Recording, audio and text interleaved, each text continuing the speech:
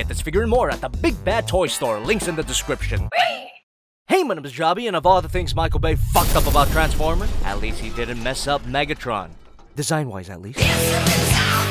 And I gotta say, this has to be the best-looking movie Megatron design that we ever got. Now, the first few movie Megatrons didn't look bad, but they always kind of flirted with the idea of being faithful to the original G1 design. They had the right body shape, they had the metallic gray down, but none of them ever gave him a goddamn fusion cannon! Why the hell did it take 5 movies to get it right, you fucks? No use in complaining now, we finally have the movie Megatron design that we needed from the start. But as cool as this guy looks, I bet he has 5 minutes of screen time and dies horribly. Leave a comment down below if I'm wrong, I hope I am. The painting and the sculpting on this figure is amazing. As opposed to the more militaristic aesthetic of Autobot Hound, this figure goes for a more medieval knight aesthetic. Similar to what was done with Optimus Prime, except, you know, not completely incompetent. Why do you keep talking crap about Optimus Prime?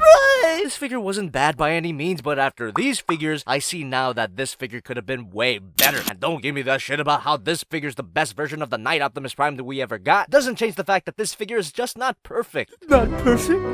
But everything Michael Bay does is perfect, you fuck off. Let's get back to the figure with some class. The curvy and sweeping armor parts gives this version of Megatron a unique sense of elegance. But the fashionably asymmetric torso gives the design an appropriate touch of chaos. Special mention goes out to the Decepticon logo, which is placed really nicely, and of course the goddamn fusion cannon. And I don't give a flip that this cannon doesn't resemble the original G1 cannon. The very fact that we have a movie Megatron with a cannon at all is a goddamn miracle. It's very rare to see these Michael Bay movies give the Transformers franchise some goddamn respect. I am directly below.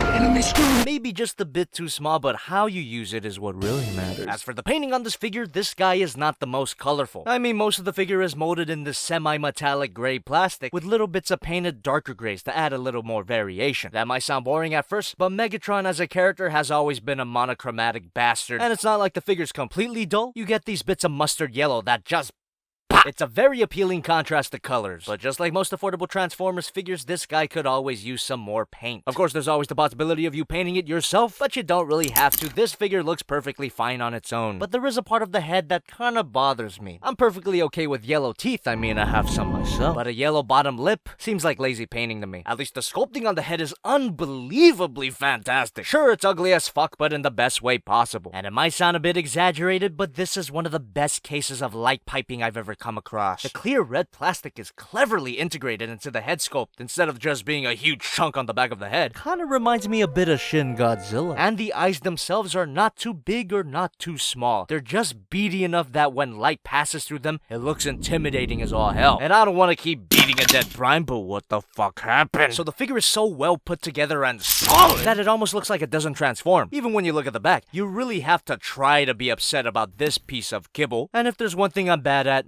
it's trying. But seriously, this is some damn good kibble management. But the illusion of fullness is kind of broken when you look at this figure from the top. Put it in my gap. I can't think of a good solution to this problem, but I can definitely see this getting on people's nerves. But you just gotta suck it up and stop being a little bitch. So the figure doesn't come with much accessories, but what he does come with, it's fucking awesome. This is a badass looking sword. And it's even got a nice coating of metallic gray paint, which is miles ahead of what we usually get with Transformers weapons. And if you wanted to display him without the sword, you could always store it on his back. Such a simple method of weapon storage, but man, does it make me moist. And he's got enough poseability that he can actually reach for his sword. I finally said poseability, you know what the swivel that means. Ball joint at the head, can't look up that far and look down that far. Rotation at the arm, the shoulder panel moves out, which allows the arm to move out. Bicep swivel, bend at the elbow, wrist moves up and down, but unfortunately there's no wrist swivel. What a damn shame, it could have been so easy to include a wrist swivel. But what's a little more understandable is the lack of a waist swivel. It sucks a lot of ass to be sure, but some swivels had to be sacrificed for the brilliant transformation. We'll get to that later. Front skirt moves up, which allows for a kick. Leg can't move back that far. Side skirts move out, which allows for a bit of a press. Swivel here, bend at the knee. The calf can move down a little bit. And the most shocking thing of all, a beautiful ankle pivot. Poseability on this guy is great, but obviously I wish there was a waist swivel in there. But like I said before, it's completely understandable why he doesn't have one. At least you get that fantastic pivot, which allows for dynamic poses, even without the waist swivel. And if you wanted even more posing options, you can grab a figure stand of your choice. Of course, this is a better to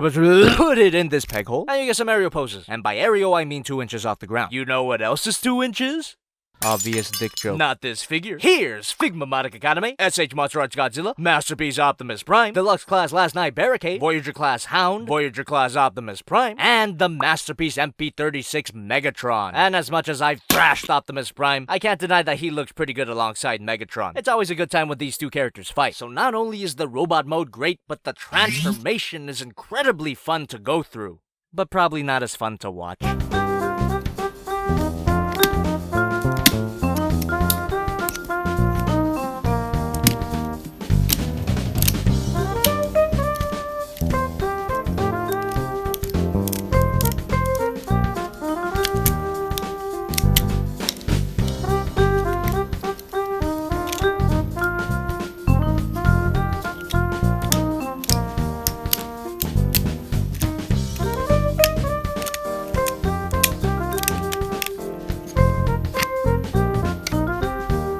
Here we have the jet mode. Absolutely brilliant. The transformation is so clever that it's almost frustrating. Like, how the hell did they pull this off? I'll tell you how. They sacrificed away Swivel, rest in peace. But man, it's so worth it. The jet mode is sleek, long, and intimidating. And I'm really impressed with how all of the armor bits in the robot mode completely disappear in this jet mode. That is, until you flip the thing over. It's not the worst case of kibble I've ever seen, but it's important that you know that it's there. The only kibble that really drags down the jet mode are these feet, but when you look at it from the top, they're kinda easy to ignore. The cockpit looks great. These flamethrowers, I think that's what they are, look great. And whatever the hell this thing is, you guessed it, it looks great. Visible kibble on the back of the jet mode should be bothering the hell out of me, but for some reason it's not. I think it's because the figure is so monochromatic that the bits of robot kibble don't stand out as much. Or maybe I'm just in a good mood. I mean, that P.O. Box video finally came out, hope you guys enjoyed that. But let's not forget, the figure came with a sword, and you could put it on the jet's back. Kinda fucks everything up, but it's not the worst weapon storage ever. I mean, it could be worse. And as a very important side note, if you do plan to display this figure in his vehicle mode, you owe it to yourself to get some kind of figure stand. This guy was made to be in the air. So instead of the robot mode compressing into a vehicle mode, this guy just kinda flattens out. Godzilla Prime, Barricade, Hound, Prime, and Megatron. Despite the jet mode's imperfections, I still love it. And I can safely say that overall, this figure's awesome.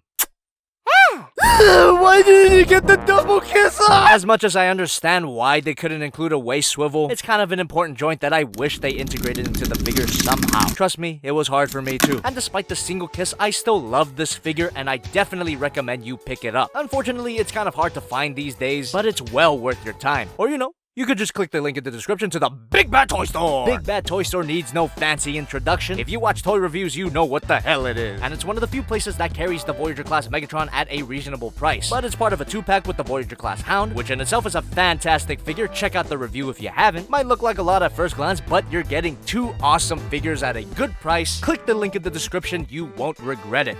Jesus, I really gotta make my selling out less obvious.